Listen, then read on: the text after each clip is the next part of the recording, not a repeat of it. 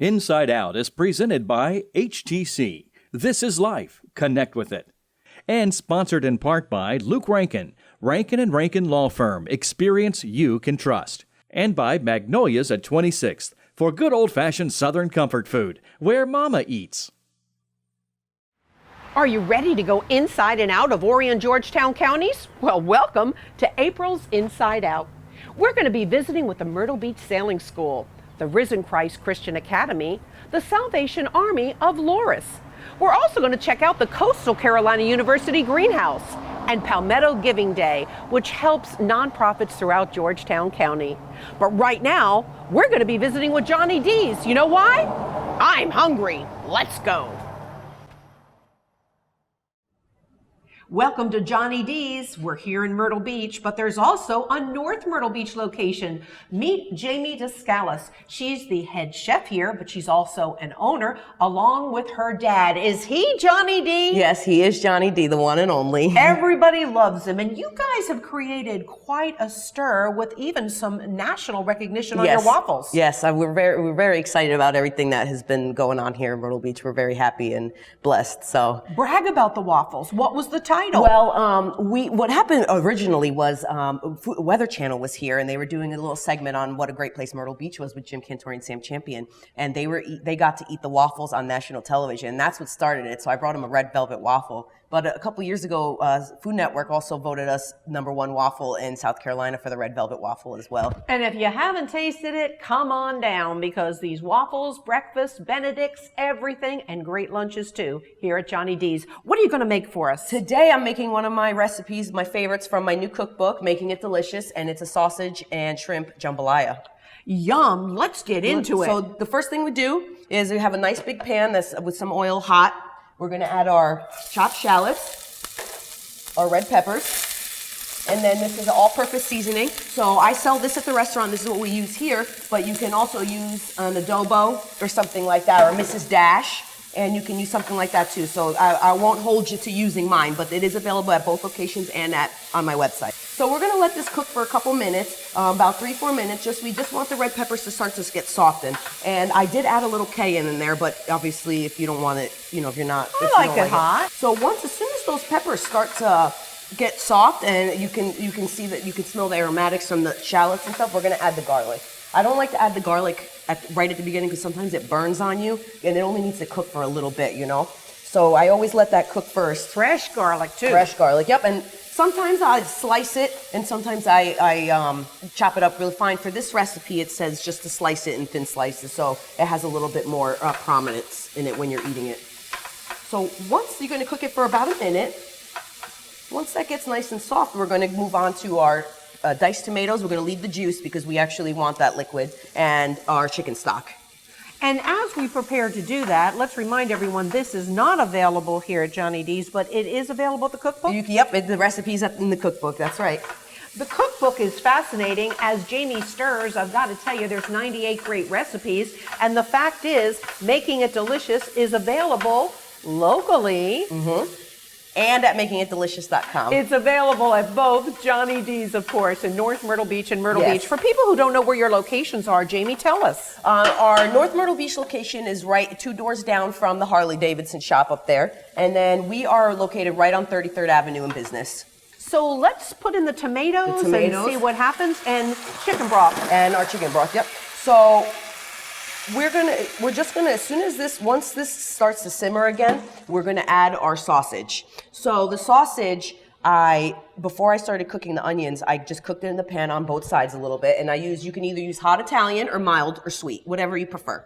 It's about 1 pound. And as you can see, that's still pink in the middle. It's not cooked all the way. And I leave it like that because I'm going to add it back here as soon as this comes to a simmer and allow that to finish cooking there before I put my orzo rice in there. You wouldn't want it overcooked. No, I don't want it overcooked. So that's why I only start to brown the outside and caramelize the flavors, and then I'll put it in here as soon as this comes to a simmer. So we're going to turn this up a little bit and get that cooking.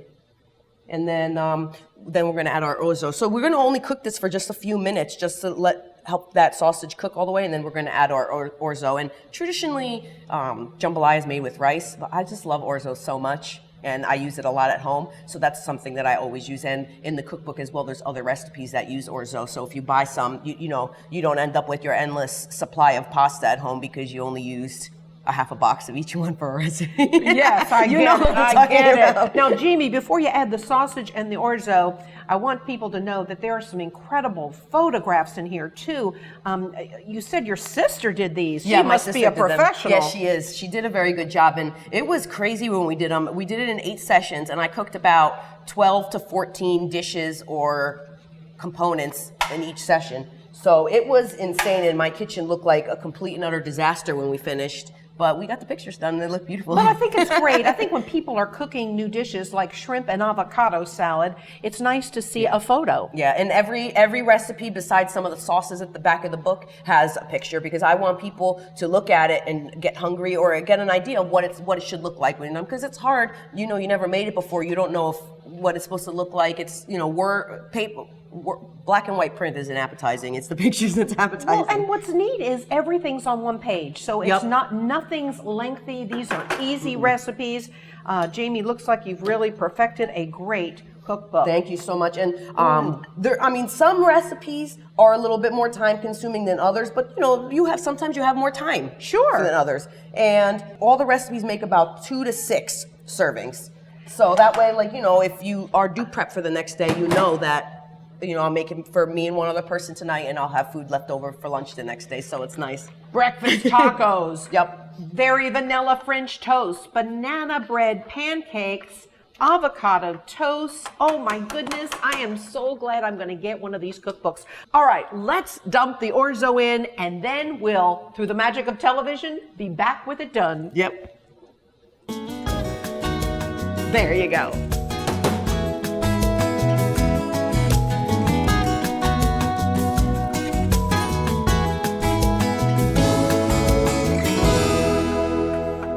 Smelling and looking good, Jamie. Thanks. Are we ready for the shrimp? We are just about ready. Yes, the pasta's been cooking for about 8 to 10 minutes. And you can, if you like it a little softer, cook it a little longer. If you like it a little hard, more al dente, cook it a little less. But about 8 to 10 minutes is where you go. We're about at 9 minutes, I believe. And so what I'm going to do now is add our shrimp. So the shrimp, I like to already peel it and take the tail off too, because when I'm eating it and I'm ready to eat, I don't want to be messing with the tail. Right. So we are just going to put the shrimp in here. Whole shrimp, of course. Yep, exactly. And then we're going to put all of these in here, and we're just going to let them cook in that sauce and simmer. And, they only take about 2 minutes probably, and because that's already super hot. So as soon as the shrimp don't have that, that color that raw shrimp have anymore, and they start to turn in a little bit and curl up, they're pretty much just ready.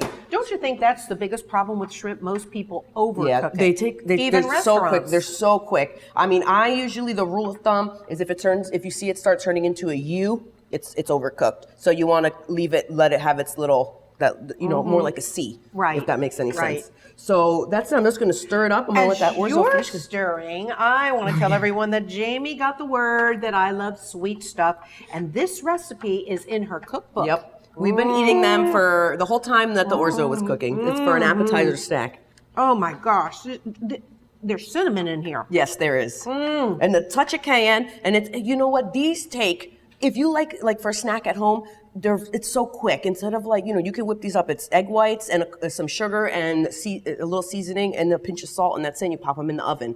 So they can be done in less than 15 minutes. And you can have this nice snack at home. And nuts are good for you. And they are. You have protein, of course. What did you make for me here? Those are my carrot cake cookie sandwiches. And of course, they have a little cream cheese icing in here. And they are super delicious. And we just cannot ignore the fact that they're carrot cake cookies. Oh, okay. I must have a bite. Do it. I just stuck my finger in it, but you know what? I really have to taste it. It's all right. And look, the shrimp. Oh my gosh. This is one of the best things I've ever. I mean, I love She forgot I was carrot cake. cooking jambalaya now. Forget the jambalaya. This is Oh awesome. my God, oh my You know what they goodness. always say? Start with dessert. Life is uncertain. Oh yeah, that is true. And as you continue to stir, there's one more here that you've made for us. Those are my berry crumb bars. So I use blueberries and strawberries for those. But you know, if you have strawberries in the fridge and they're kind of like a little mushy, and maybe you don't want to eat them as whole strawberries, you can use them to do this. Is there especially for- oatmeal in here? Yep, it's oat in there too. That's good for Yeah. you. I love recipes that are good for you and maybe not so We'll fattening. just ignore the sugar. Delicious. Jamie, all of these recipes can be found in Making It Delicious. Again, tell everyone where this is available. So you can get it at either one of our Johnny D's locations and makingitdelicious.com. I wish you so much Thank luck you with so this. much. Thank you. And Jamie, of course, has been voted Chef of the Year with Grand Slam Magazine Yep. and several other honors throughout the beach. You definitely want to get your hands on this cookbook. And Thank if you you. bring it by Johnny D, she might even come out Yep. of the kitchen and autograph it for you. If you buy one of my cookbooks, I'm definitely autographing it for you. There you go. And it's time for us to eat jambalaya. Yes, I'll it see you is. at Johnny D's for Eggs Benedict Extraordinaire and the best waffles in the world. Let's Thank eat, you, Jamie. thank you. We're going to finish it with a little cracked pepper. And you know, if you want, you can put a little cheese on there too if you're home. A little Parmesan. But that's it. It's ready. And it serves 4 people. I might even put some of these pecans in there. Thanks, Jamie. Thank you, thank you. Up next, we're going inside the Coastal Carolina University greenhouse.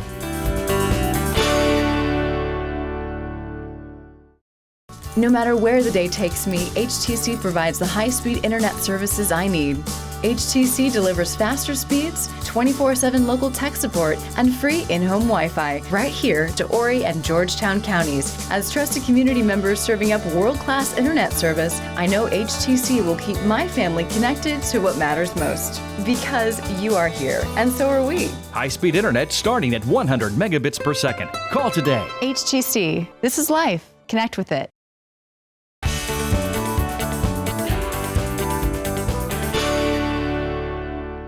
This segment of Inside Out is brought to you by Magnolia's at 26th for good old-fashioned Southern comfort food, where Mama eats. So what do you wear to a greenhouse? You wear green. We're here at Coastal Carolina University in their beautiful greenhouse. Did you ever wander the campus and wonder how it stays beautiful all year long? Well, it's this department, and you are the assistant superintendent. This is James Mills. I told James I feel like we're in the Garden of Eden, and you know what he said to me? We don't have an apple tree, but we do have kumquats. I think that's great. James, tell me first of all a little bit about you, because you grew up just around the corner from here. Yes, I grew up right about 5 miles down the road. I moved here in '75, and I've seen a lot of growth. And I moved here, and until 21 years ago, I never knew the college was here, and that's when I applied for the job here. Tell me about your job here. My job basically is I have roughly 32 employees that work under us in the grounds department here, and we maintain everything outside the buildings. We do the pest control inside the buildings, but everything else outside we take care of, except for the golf course and athletic fields. That is a different department that takes care of those. Tell me about this greenhouse, because you said you didn't want to take credit for this. Yes. John Brong is my greenhouse manager, and he and a group of students take care of this. The students are paid students that they come in, and it gives them a chance to learn some responsibility about coming in on time and to take pride in their work. And all of them seem to enjoy what they do when they come and help Mr. Braun here. It might even help them decide what field of study that they ultimately want. Yes, correct. And we had a couple students last year, and they've graduated this year, that started up an aquaponic garden. And it went well with them with their schoolwork and stuff, and they got a good grade on it. And now we have some other students that are volunteering to come in and take it over and see if we can't raise some catfish and some nice plants. Oh, that's nice. So it's Yeah. kind of a beginning of something that could be fabulous experiment Correct. turned Yes. great. Yes, yes. James, tell me a little bit more about the seasons. I mean, obviously, right now it's got to be one of your busiest seasons, getting everything planted and Yeah. for spring and making everything look beautiful for summer. Yes, it is. We are always busy, 365 days a year. We plan all our annuals twice a year. We have another crew that takes care of the annuals once they leave here and they go out on campus, and we have 100 or so pots and hanging baskets, and then all the annual beds and on campus. And they maintain them, and we use a compost that we make here on campus with the clippings from the old plants, and we cover them up and they cook, and then we're able to use that in our landscape bed. There's a lot of tropicals behind us, and I know they can't be out in the winter, but what do you do with the tropicals? The tropicals are used for special events inside the buildings, and sometimes for press conferences, and Mr. Braun delivers them and maintains them. He does a great job with them, and they're used in special events for backdrops and around the podiums and stuff like that. He also makes these flowers here for tables and luncheons and stuff like that. These are gorgeous Yeah. cut flowers. But you know, when you drive around the campus anytime during the year, even in the winter, it looks beautiful. Would that be your most challenging time? Yes, we try to use plants that are bloom different times during the year, so we always have color. And then we overseed with the ryegrass in the winter, so we have nice lawns, and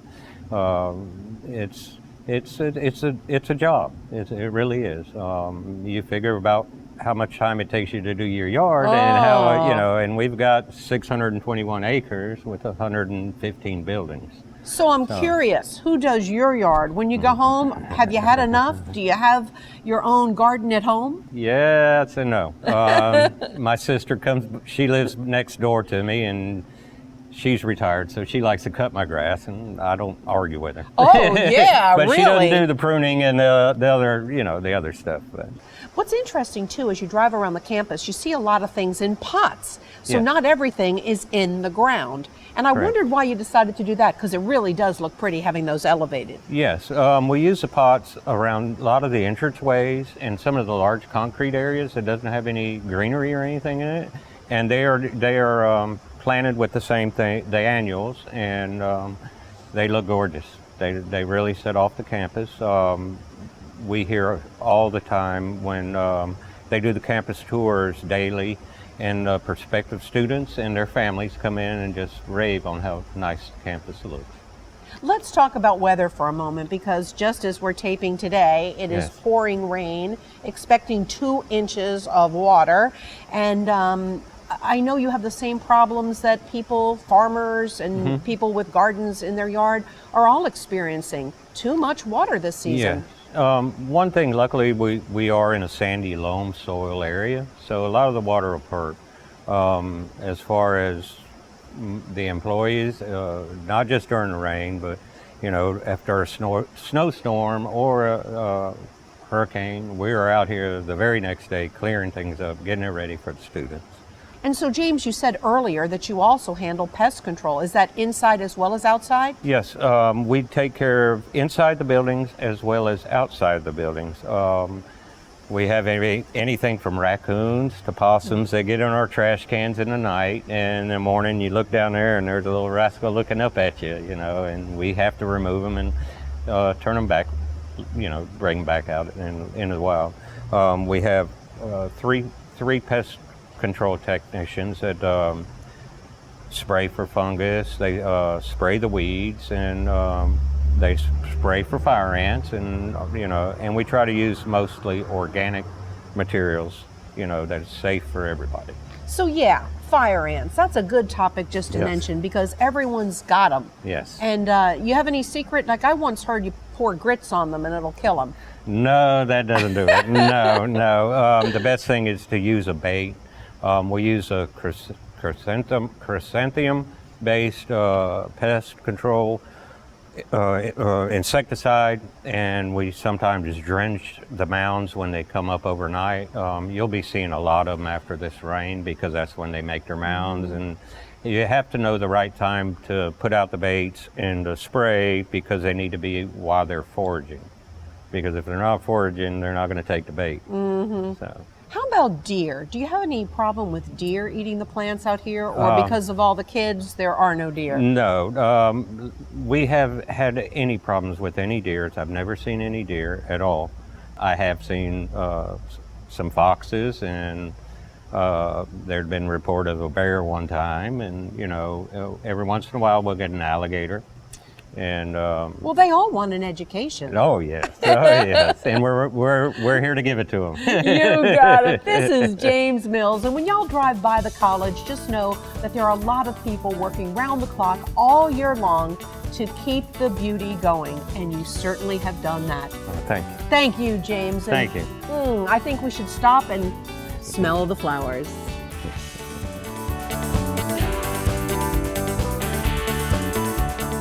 We're going to Loris to the Salvation Army next on Inside Out.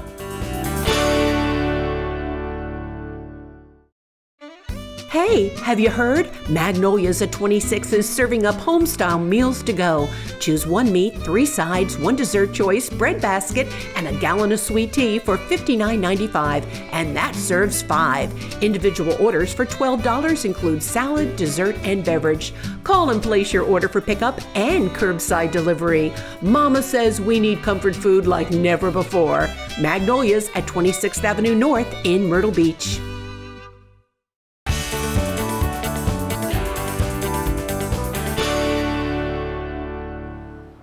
This month's video features the beautiful season of Easter. Why, of course.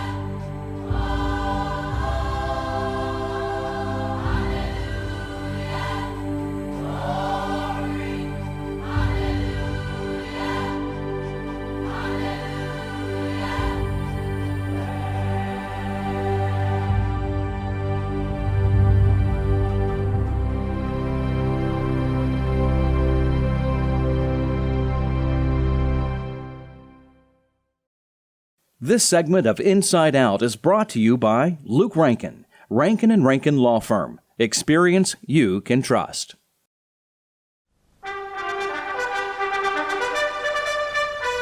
Welcome to the Salvation Army Thrift Store on Main Street in Loris. I want you to meet Captain Carl Melton, who heads up all of Horry County. And you've been here how long now, Captain? Well, my family and I arrived here in Horry County in June of this last year. And I heard that you grew up in a Salvation Army family. We sure did. My parents and my wife's parents are both retired Salvation Army officers. We refer to ourselves as children of the regiment. But that's odd. You and your wife grew up in the Salvation Army. That's correct. Both our parents sensed the call to the Salvation Army at a young age. And of course, they joined the call, they joined the Army, and well, here we are. And I guess a lot of people don't know this, but you guys are not just in charge of social services, you all are pastors. That's correct. In fact, my wife and I are both the administrators and the pastors for the Salvation Army Church and the Salvation Army services here in Horry County. If you see the Salvation Army somewhere in Horry County, our family stores, our social services, our youth programs, any number of those things, my wife and I oversee those operations. I want to talk first of all about the thrift store we're in right now. Sure. There's people shopping as we speak, and I want folks to know that when they're spring cleaning and cleaning out those closets and drawers, that places like this is where they should bring their stuff, because a lot of businesses say that they're nonprofit. but they're not. You are. That's correct. In fact, the work that we do, the donations we receive, when we turn around and sell them, those funds, and of course they've got to cover overhead, but the funds, they go and offer a way for us to put direct services into our community. Folks here in Loris, when they need help keeping their electricity on, when they need help putting food on their table, those are the kind of services that we can provide to our neighbors here in Loris specifically, but in Horry County wide. So you do handle Horry County. Tell us where your other offices and thrift stores are located. So right now our administrative offices are located in Conway. Conway is the county seat, of course. We should remain there. Our social service offices are on the same property on 2nd Avenue, 1415 2nd Avenue, Conway. But we have 4 family store locations, one in North Myrtle Beach, Surfside, one in downtown Conway, and of course, one of our best ones operating here in Loris. And you partner, of course, with your friends in Georgetown. For sure. In fact, our Salvation Army divides our areas of responsibility based on county lines. We happen to oversee here in Horry. Our good friends, the Scotts, are overseeing the works down in Georgetown, and they have 2 family stores, and they have church services also down there in Georgetown. And I wanted to give them a plug because, as you know, we're an Horry and Georgetown County show. Correct. And people need to know that Salvation Army's doing wonderful things. So tell me about your social services, because that's really what you're famous for. So for one thing, we don't use the word client. We like to refer that we're helping our neighbors. And so when folks come into our offices, we help our neighbors out with the needs that they're having at that time. Now, our social services cover several areas. We're able to help put food on people's tables. We don't turn anybody away for food. There's no reason they would be able to come to us and we don't give them some food. And we've got great partners in the community all across Horry County where we collect food, and of course we raise funds to purchase food. We're able to help people keep their electricity on. We're able to help people keep their heat and air on. You know, those are some important things. We're also able to, with some funding that we have, we're able to keep folks that need emergency homes. We provide them some overnight stays in hotels. Somebody gets burned out, or somebody they're for whatever reason flooded. They need a place to stay. Goodness, with the flooding so prevalent on our minds right now, of course, and of course that funding is limited. Once it's gone, it's gone. But one thing, the diamond that we like to share about is how we've changed our feeding programs. You know, prior to a couple months ago, our clients would come in and they need food, and we'd have volunteers come in here and they'd pack boxes and pack bags, and we'd just hand them whatever we had available. And our neighbors would either take it home, and who knows if they were allergic to it. Who knows if they even liked the food or would eat it. You don't know what's going on there. So a couple months ago, back in October, we started a My Plate, My Choice food pantry. We converted it. So our food pantry allows our clients to come in and they physically shop. And they go through and they pick out the food that they want. It's a color system. A client will come in and see a red, and they can pick 2 or 3 items from the red, and so on. But tell me about your character building aspect with the kids. Listen, first of all, the Salvation Army loves to have ministry with kids. We love them. My wife and I, of course, are youth educated, and our backgrounds. We certainly love having youth work as part of our ministry, and we consider what we do in ministry. But we have character building programs that our kids can come to, and they learn skills similar to scouting programs. We call ours Girl Guards, Sunbeams, Adventure Corps for the boys and girls. But one item that we've just started recently within the last month and a half is a music program. We're starting a school of music. Salvation Army is traditionally based on brass instruments. Oh yeah, the Salvation Army Band. The Salvation Army Bands, of course. And so my wife and I were musicians, and we're surrounded by people that are musicians. And we've got kids that we know for a fact, if they're introduced to music, if they're introduced to play an instrument, they begin thinking differently. They begin problem solving differently. They are educated better. It's a wonderful characteristic. And for us, if we can start them on that path at this age, it'd be amazing what they'll be able to do and give back to the community when they become adults and later on in life. So there you have it, all the wonderful things that our Salvation Army is doing throughout Horry County specifically, and of course down in Georgetown County as well. For more information, there's the number in the website. Get in touch with Captain Carl Melton and his wife for more information. Captain, thanks for all the great work you're doing here. Thank you so much for the time to be with you. It's you wonderful. bet. Thank you, my friend. Cool. My neighbor. My neighbor. I love that. Absolutely. It's the largest fundraiser in Georgetown County. Learn more after this break on Inside Out.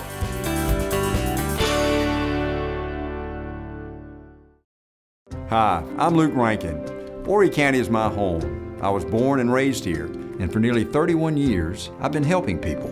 I'm an attorney. When folks need help after an accident, if they've been injured on the job or denied Social Security benefits, they call me. No screaming, no crashing cars here, just a serious offer to help. If you need legal advice or assistance, go with experience. Give me a call. Luke Rankin, Rankin & Rankin Law Firm. Experience you can trust.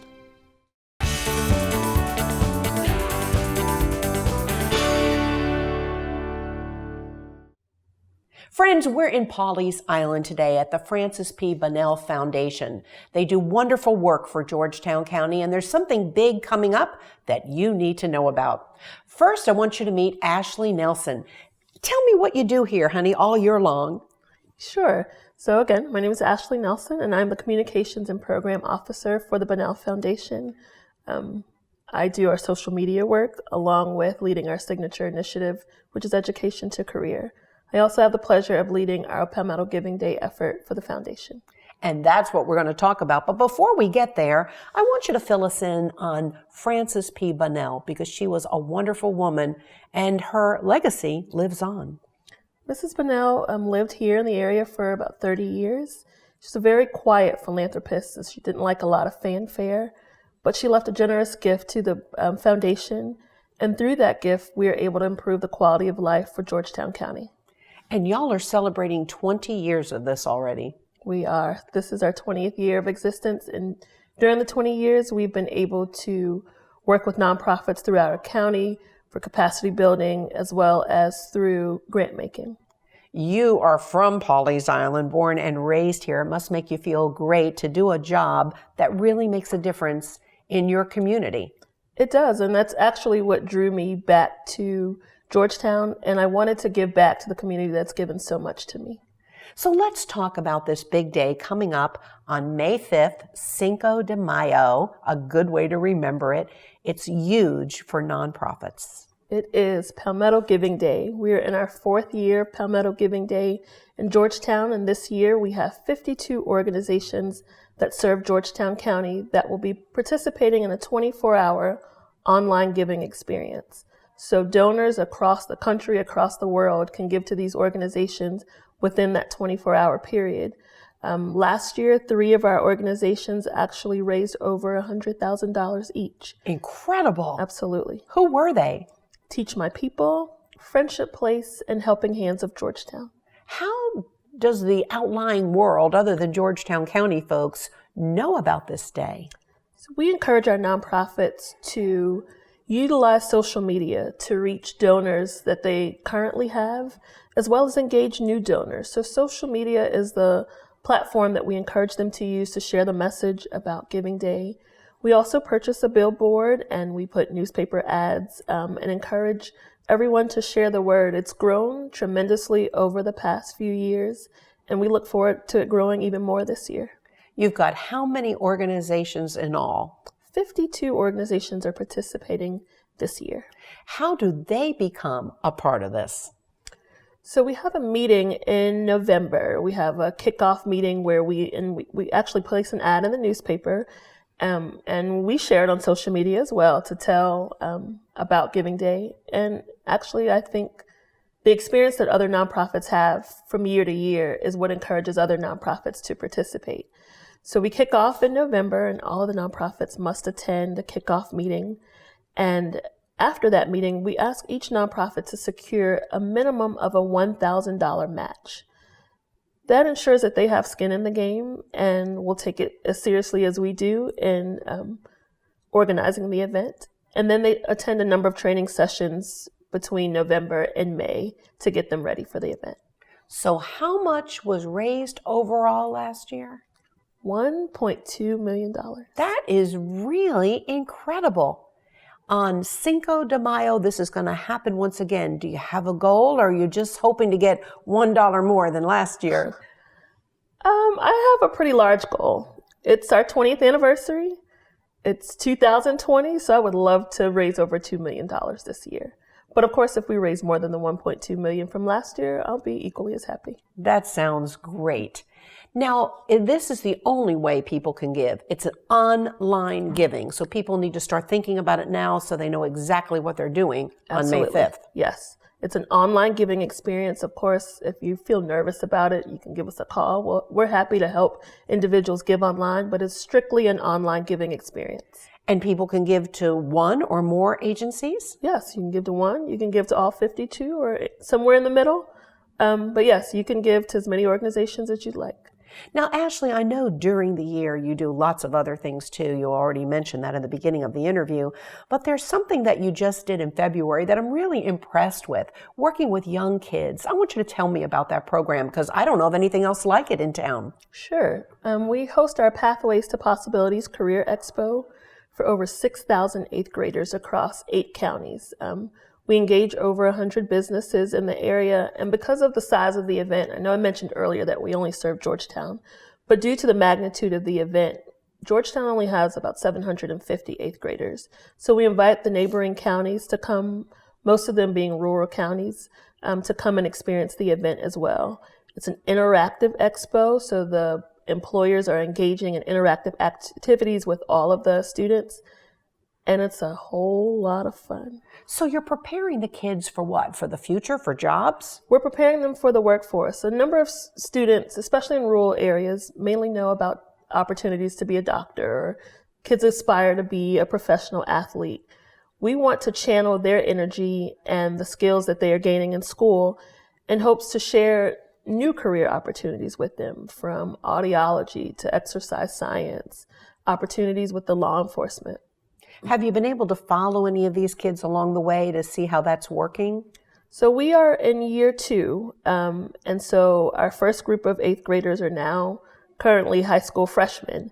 So it will take a few years to follow to see if in fact P2P has made a transformative difference in their lives. But as one 8th grader shared with us last year, seeing all of the interactive activities to them was like Christmas for jobs. Oh, that gave me chills. Because, I didn't have that kind of opportunity, did you? I did not. So it opens their eyes, it opens doors, and opens their heart to Absolutely. New opportunities. What's the greatest part about your job? Making a difference back at home. Home raised me, so being able to now come back and know that the work that I do makes a difference in the lives of people that have potentially helped in rearing me is probably the biggest takeaway from this job.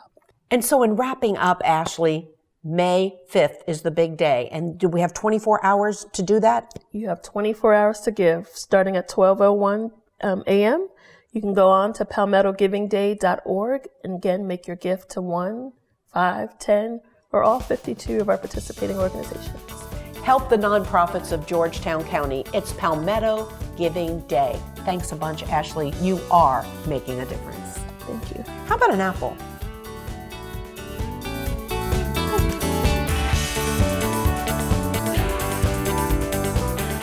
How about a few lessons in sailing? We're going to hit the water in Little River next.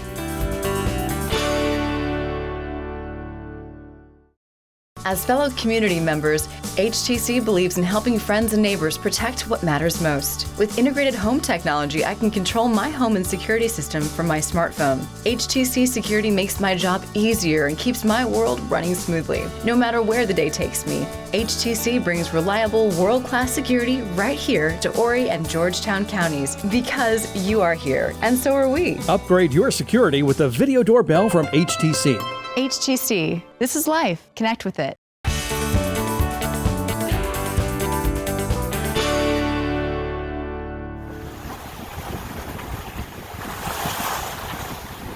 Welcome to Little River. We're at Cricket Cove Marina with the Myrtle Beach Sailing School. Meet Captain Jason Cox. We're going to talk about sailing and chartering, and you're going to want to sign up. Hey, Jason, tell me a little bit about your school. Well, we began in 2013, and we offer sailing lessons through the American Sailing Association. And then we also do chartering, typically in April through October, where we'll take people out for day sails. You were raised in the Myrtle Beach area. That's right. And I imagine you went to college and didn't study sailing. That's for sure. Give me the story. So I went to college in Atlanta, and I have a degree in computer animation, which is the furthest thing from sailing. So I began, whenever Amy and I moved back from Atlanta, I started doing some freelance graphic and web design work, and did that for a number of years. My family purchased a sailboat. I learned under the original captain, and just fell in love with it. I ended up going to Charleston to take some formal lessons. I eventually worked my way into a captain's license, and here I am with a sailing school and sailing charter business. You found being outdoors on the water was definitely more your passion than being inside in front of a computer. Much better office, that's for sure. But you can handle your own website, so you know, wasn't all wasted. Oh, I do, absolutely. I keep track of all this stuff. I do all the work myself. So Jason, tell me what people learn at the Myrtle Beach Sailing School. When they're done with you, are they ready to buy a boat? Everybody's different. Most people tend to come and they'll do the lessons. They'll take usually the first two, possibly the third course also, which gets more into boat ownership and fixing things when things go wrong. And most people have that dream of, hey, I'm taking off and going to the Caribbean, or I'm going to go rent a boat for a week in the Caribbean. So they're looking to be their own captain, so they want to get certified properly, trained properly to do that. So most everybody, by the time they're done with us in the third course, they're prepared. You know, I wouldn't send them around the world yet, you know, but they're prepared to sail down the coastline and, you know, stay within 10 to 20 miles from shore. You mentioned the third course. So about how long does it take people to finish a third course? Are we talking a couple of months? We typically advise you do either take the 101, which is the first course, or the 103, which is the second course, either separate within about a week or two apart, or we offer a 6-day combo. So we get a lot of students from all over the country that use that as vacation time. They'll come and stay on the boat. We like to stay on the boat at no additional cost. And it allows them to really get into the sailing lifestyle. So they'll do 6 days there, they go back home for a while, and then most of the time they come the following year and take the next more advanced course. So I guess the training would be 10 days. We do advise them to try to get out on the water as much as they can with on other sailboats, or we offer a program here where they can rent the sailboats and go out sailing for the day if they're one of our students. Obviously, your affiliation with the National Sailing Organization is very important to you and the school. Absolutely, absolutely. The American Sailing Association, they have worldwide standards. They meet the worldwide standards. So everything is progressive. You know what you're going to get for every course, and it's fantastic. In the very first course, Jason, what's the most difficult thing for most people to master? And don't say the knots. Yeah, knots can be hard, that's for sure, for some people. Some people practice ahead of time because they want to, you know, we do have to, we make them do a 7 knot test by the end of their course and everything, so there are knots. But I think just getting the feel of being on the boat in general, you know, learning how to feel the wind on your face. A lot of times you're looking up top at the arrow up there called the Windex or the masthead fly. That tells you where the wind's coming from. So try to get a feel for everything is probably the hardest part. And docking, of course. Everybody's intimidated by docking, you know, so. It's like parallel parking with a car. Right, everybody's afraid they're going to damage the boat or somebody else's boat. So that's usually the most intimidating by far. Let's talk about charters, because I know there are a lot of people who come here on vacation, as well as a lot of locals who really don't want to learn about sailing. They're never going to own a boat, but they want to get out there and enjoy nature and critters. So we offer 2 sailing charters a day from April through October. We go out at 10 a.m. and around 4 p.m. summertime, you know, trying to get that sunset. You're sailing typically for 2 to 3 hours out in the ocean. We see tons of dolphins. Sometimes we see sea turtles. We've seen a few whales here and there. But we go up and down the coastline, either North Carolina or South Carolina. It's just a good way to relax, you know. Sometimes we'll get families, and sometimes it's just couples, you know, they just want to get away. We also offer a 3-day trip to Bald Head Island, which is a 25-mile ocean sail there, and back. So we typically will leave on Friday during the day, sail there, and then you can stay on the boat for 2 days by yourself. And then I usually go home. You enjoy all that Bald Head has to offer. I'll get you a golf cart to rent for the 2 days and everything. And then my wife usually drops me back off at the ferry boat, and I shoot over, and we sail you right back home. I heard too that you're starting to offer some really magnificent discounts for some special people. Yeah, we started last year. The ASA began a veterans program where we've kind of added to it a little bit. We now offer $50 off per student for current military, veterans, and current first responders. So we try to take care of the people who are taking care of us, basically.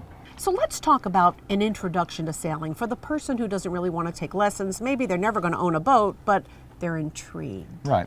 So we do have our introduction to sailing course. It's a 5-hour course, and there's not any pressure at all. There's no test at the end. We go out for 5 hours. We tell you the basics of sailing. It's very family oriented more than anything. We usually get kids and the parents on here, and everybody's able to participate. And then for those that do not want formal lessons like a certification lesson, we can do non-certification lessons to where we can just go out and work on whatever you want to work on. Some people want to work on docking. Some of those people want to just go out and learn the finer points of sail trim, for example. How about your family? Tell me about their enjoyment. I mean, you grew up sailing, so you're now introducing this to your kids. Right. Well, they all love the boats. They love the water. Our oldest is definitely a water baby. Our youngest is coming around finally and everything. We take the family to Bald Head. We do overnight trips at Bird Island, things like that, you know, even just here at the marina. It's just a lot of fun. It really just gives you an escape. Even though it's local escape, you can still just get away and feel like you're on a little vacation. Jason, I also know that you're working a lot with some local nonprofits. And I want you to, come on, don't be shy about it. Brag a little, because I think it's really wonderful what you're doing, especially for the college. Right. Well, coming into this year, or last year, I'm sorry, Coastal Carolina University, we found out they actually had a sailing club. And it's small. I think they have about 10 to 15 students right now. So we brought their president and vice president out, and we put them on boats to race with the Long Bay Sailing Association. This year, we're kind of trying to expand on that. The Long Bay Sailing Association and myself, we had a meeting, and we're going to try to get all of their students on boats as much as those students want to allow. You know, obviously no charging them or anything, just getting them out here and getting them out on the water, you know. Grinding on those winches, that's a young man's job, or a young lady's job. So we, a strong lady's job. Right, that's for sure. But we know we're just trying to grow the sport between myself and Long Bay Sailing. And I just had a meeting last week, actually. Just had a meeting a month ago or so with Georgetown Maritime Museum, and they're nonprofit, obviously, and they have a wonderful kids program for sailing. My oldest will be going there this year. I'm excited about that. He's excited about that. They have smaller boats, and they can sail in the bay there, so in the protected waters, and they have their instructors there to watch over, make sure everything's going great. And you know, if there's any parents out there that are looking to do some sailing with their kids, like a camp, definitely recommend you give them a call down there. It runs pretty much all summer long. And finally, Jason, would you say that most of your business is out of town or local? What percentage is local? I would honestly say local is probably about 20-25%, and then the greater local area, meaning Charlotte, Raleigh, Atlanta, you know, we probably get the next 40 to 50% from that area, and then everybody else is all over the country. You know, I've had Alaska, California, as far away as Aruba come and do lessons. Really exciting. It's the Myrtle Beach Sailing School in Little River at Cricket Cove Marina. Look them up and come on out, get on the water. Right, Jason? That's right. Come Thank you, us. my friend. Thank you. It may be a small school, but they're doing a really big thing. It's the Risen Christ Christian Academy.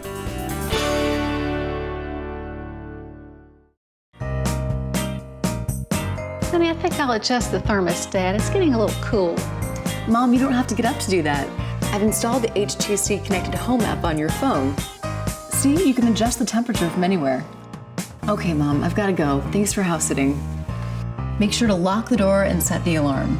No problem. I have everything I need right here. HTC Self-Install Kit, $0 with 36-month monitoring commitment. HTC, this is life. Connect with it.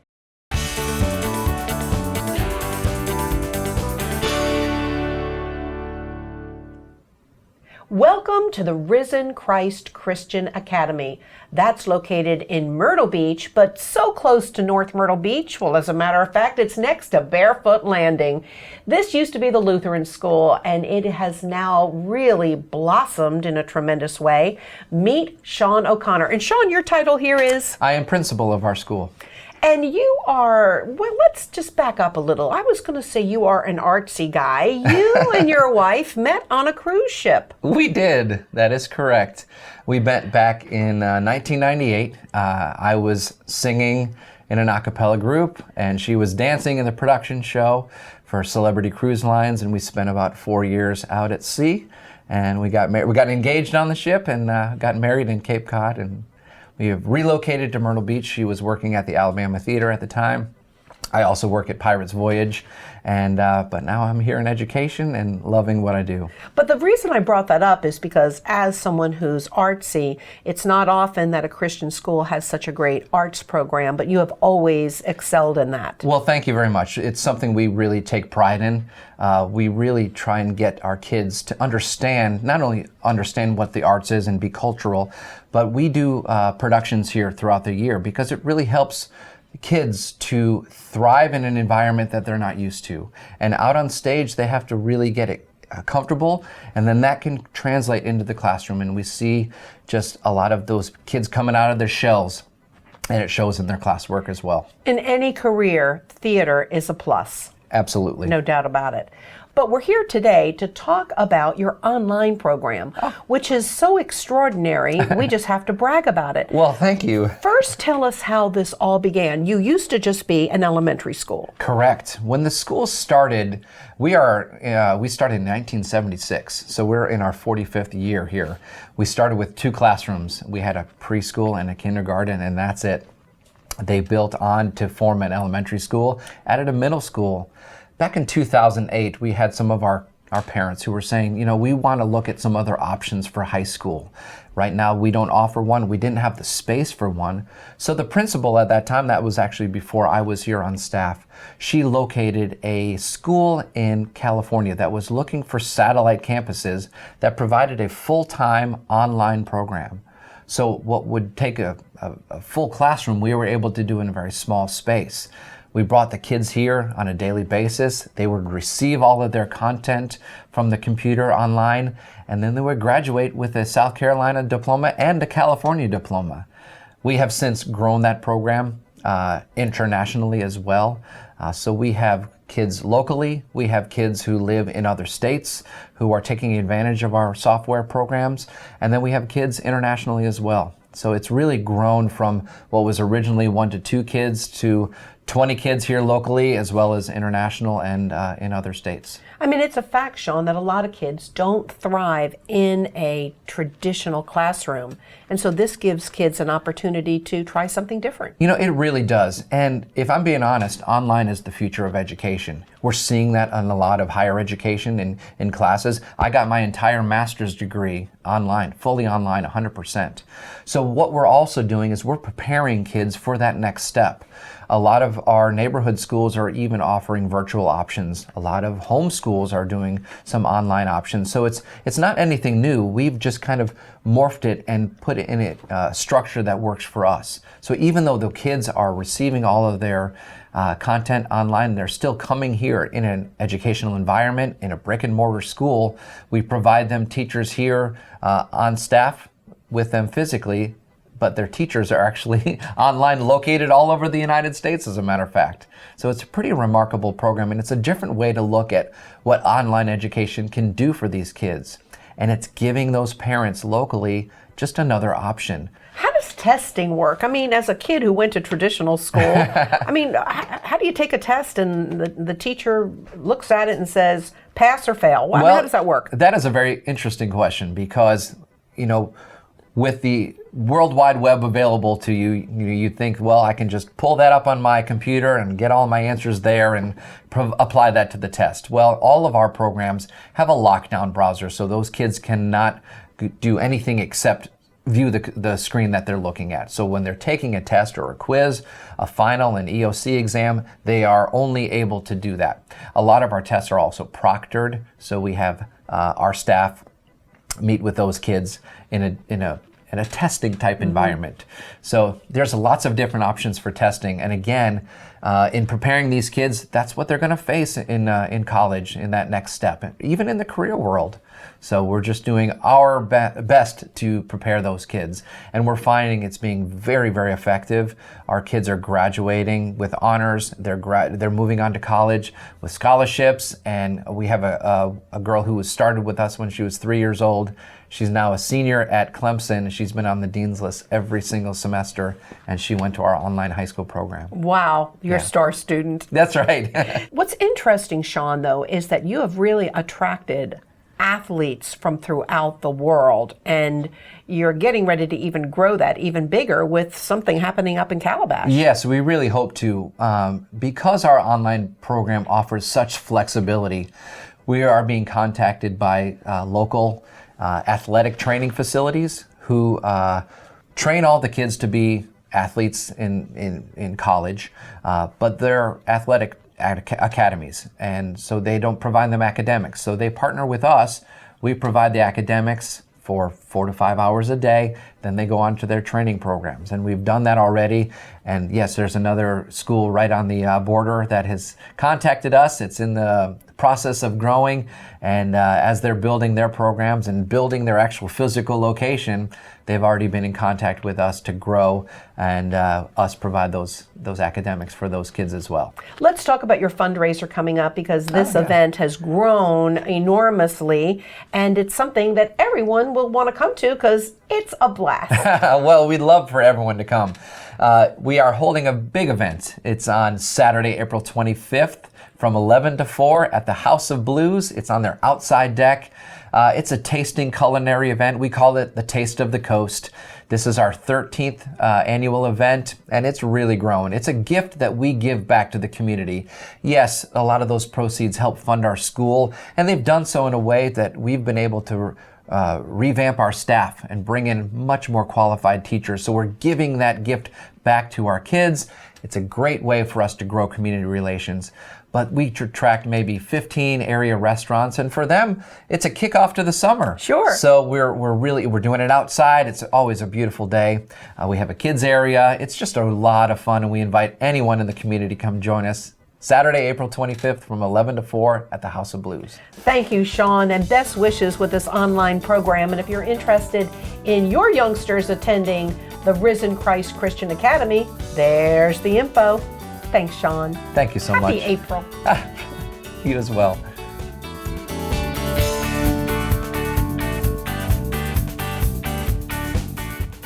So the Easter Bunny dropped off this Easter bonnet and told me I should wear it to the Easter parade. What do you think? Yeah, I agree with you. Out it's going. I want to thank all of our guests for this month's show who agreed to tape the first week of March in order to complete the show before the term social distancing even became in vogue. Stay safe, everyone. Enjoy your Easter and spring. And I'll see you next month with another Inside Out.